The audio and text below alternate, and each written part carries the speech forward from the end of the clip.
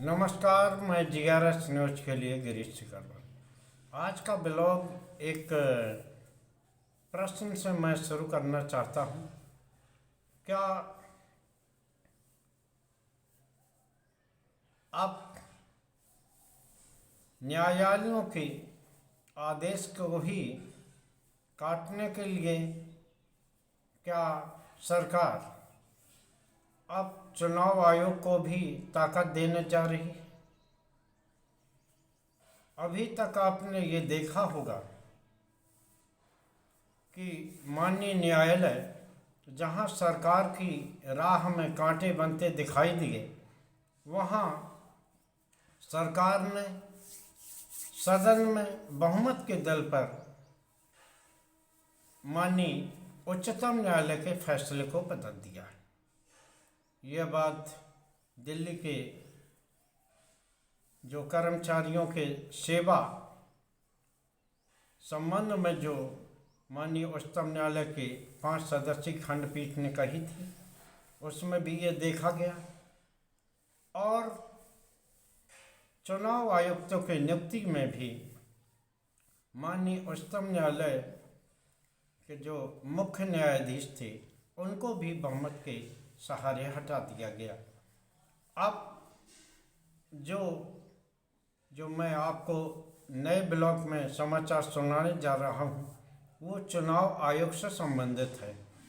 चुनाव आयोग जिसका कि मुख्य काम निष्पक्ष ढंग से चुनाव को कराना है और राजनीतिक दलों को, चाहे वो सत्ताधारी दल हो या विपक्ष हो, उनको लेवल प्लेइंग फील्ड उपलब्ध कराना है।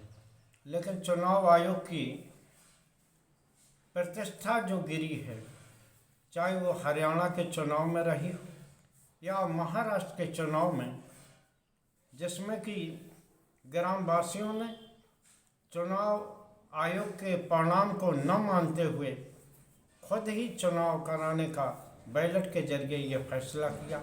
EVM पर जो सवाल है, यहाँ मैं वो सवाल खड़ा करके आपका समय व्यर्थ में नष्ट नहीं करना चाहता। हरियाणा के चुनाव को लेकर सुप्रीम कोर्ट के वकील महमूद प्राचा ने एक याचिका दायर की थी, जिस पर कि हाई कोर्ट ने याचिकाकर्ता को और चुनाव आयोग को नोटिस दिया और ये कहा कि चुनाव आयोग याचिकाकर्ता को मांगे गए सभी रिकॉर्ड, जैसे कि मतदान में पड़े मत और अन्य जो वोट काटे गए थे, किस ढंग से वोट काटे हैं, आखिर इनके वोट क्यों काटे गए, ये सभी रिकॉर्ड याचिकाकर्ता को दें।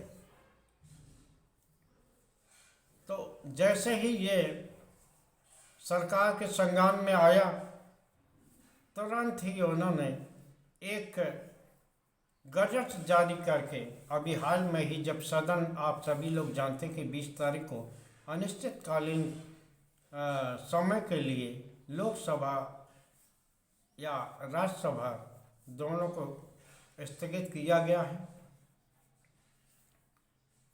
तो उन्होंने एक गजट जारी करके एक चुनाव आयोग को और भी ताकतवर बना दिया है। पहले आप सभी लोग जानते हैं कि जो राजनीतिक दलों के एजेंटों को है या प्रत्याशियों को है, फॉर्म 17C और 22 ये उपलब्ध कराया जाता था, जिसमें कि ये पता लग जाता था कि मतदान समाप्त होने के समय आखिर मतदान कितना हुआ है। इस मतदान प्रतिशत को लेकर भी चुनाव आयोग पर सवाल खड़े होते रहे हैं।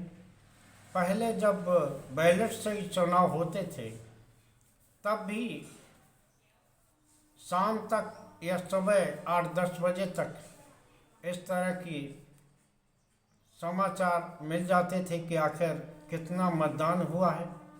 फॉर्म 1780 के जरिए प्रत्येक बूथ पर ये पता लग जाता था कि इसमें कितने मत हैं और कितने मत आज मतदाताओं के पड़े हैं। लेकिन अब हरियाणा के चुनाव में ही ये बात होती रही, लोगों ने आपत्ति जाहिर की और महाराष्ट्र में तो रही सही कसर भी पूरी कर दी चुनाव आयोग ने, जहां एक बूथ पर केवल 312 वोट पड़े और मशीन में उसी में 624 मत गिने गए। तो इसको लेकर सवाल खड़े हुए और वहाँ की जनता ने विरोध किए। वो विरोध आज तक जारी है। लिहाजा चुनाव आयोग को ताकतवर करने के लिए, चूँकि अगर प्रत्याशी अदालत में जाता है तो उसको कोई न कोई रिकॉर्ड उसके लिए होना चाहिए। वो रिकॉर्ड चुनाव आयोग द्वारा दिए गए फार्म 87, जिससे कि ये पता लगा कि आखिर मतदान होने के बाद इस बूथ पर उस प्रत्याशी को कितने वोट मिले। लेकिन अब जो सरकार चुनाव आयोग को ताकत दे रही है, जो नया गजट जारी हुआ है, उसके अनुसार अब न्यायालय में भी जाने में प्रत्याशी को कोई सुविधा नहीं मिलेगी और न्यायालय भी चुनाव के मामले में कोई आदेश जारी नहीं कर पाएगा।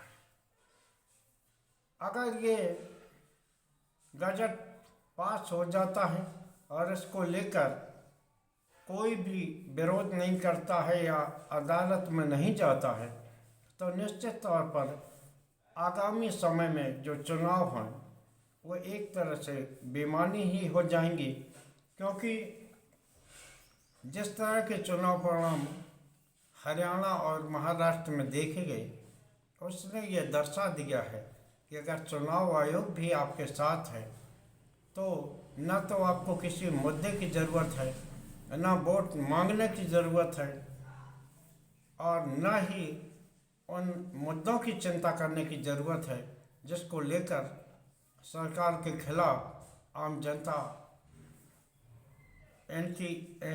इनका बेसी होती है।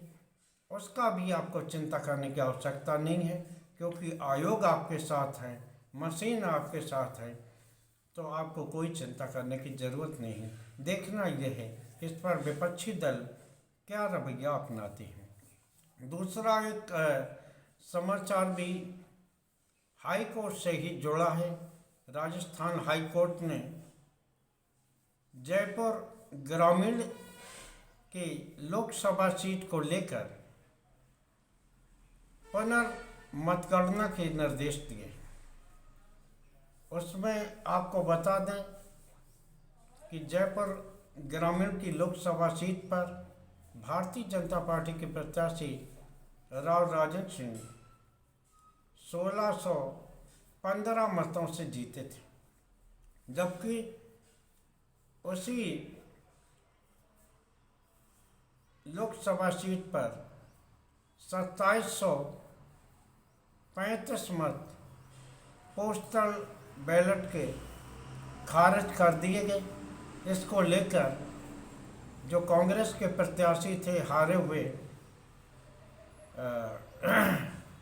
अनिल चोपड़ा, उन्होंने जिला निर्वाचन अधिकारी से आपत्ति जाहिर की, लिखित में शिकायत की कि आप मतगणना कराइए। उस समय जो जिला निर्वाचन अधिकारी ने ये कहा था कि पुनर्मतगणना नहीं होगी, क्योंकि केवल 1235 मत ही खारिज किए गए हैं।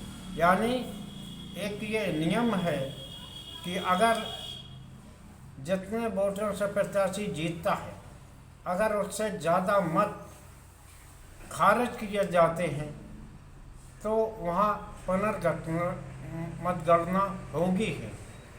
लेकिन जिला निर्वाचन अधिकारी ने गलत जानकारी देके पुनर्मतगणना नहीं कराई और कांग्रेस प्रत्याशी वहाँ हार।